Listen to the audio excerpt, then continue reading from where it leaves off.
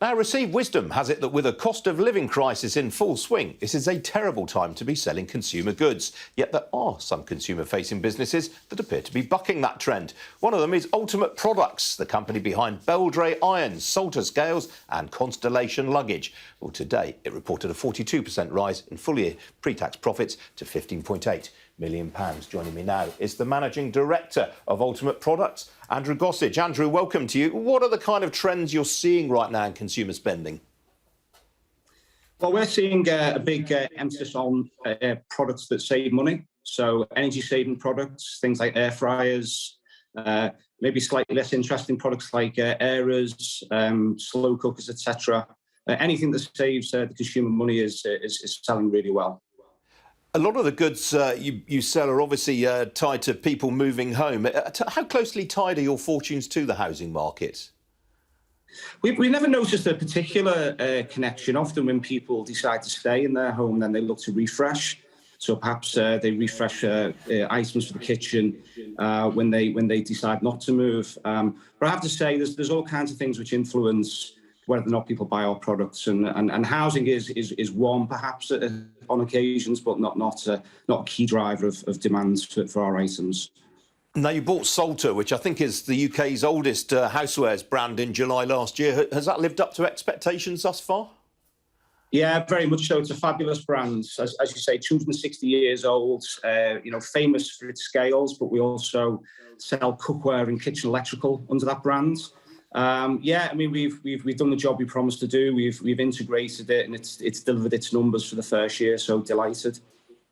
What sort of congestion are you seeing in the supply chain right now? Is that still an issue?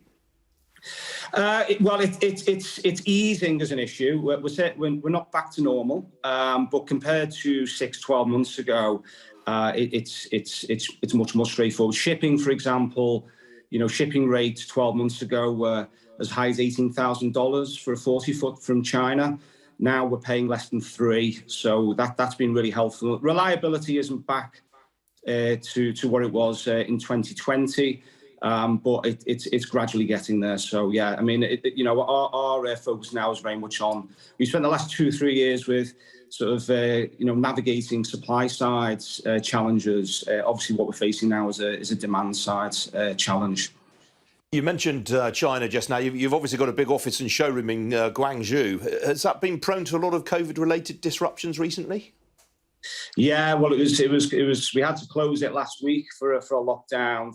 Luckily, we'd already asked the guys to work from home because we did get a sense it might happen.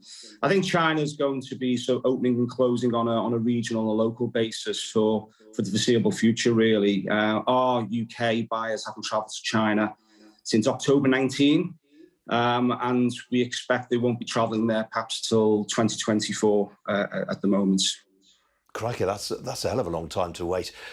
You mentioned the demand issues. How constrained do you feel consumers are right now? How do you gauge your ability to pass on cost increases right now?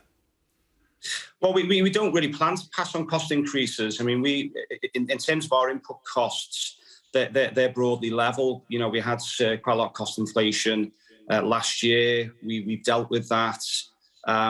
We are seeing some cost inflation from currency, obviously, but that's being offset by deflation on shipping. So yeah, I mean, listen, we see our mission as to provide beautiful products for every home.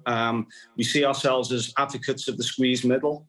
So our job is to make, through the value we deliver, is to make people's lives better, and no more important than at this time. There's no question that for people now, it is a severe challenge. But the way we look at it is this: the market for general merchandise is going to be smaller. It is shrinking, but it still remains a massive market, and our job is to get a larger share of that market. We're still a relatively small player, so we're sort of gunning for market share. Andrew, before I let you go, I'm really keen to know the answer to this. You joined the business from Mersey Television, the makers of Brookside and Hollyoaks. Going into consumer products from the wonderful world of telly is quite a switch. Yeah, well, you don't have stock in TV, so we have quite a lot of stock in this game.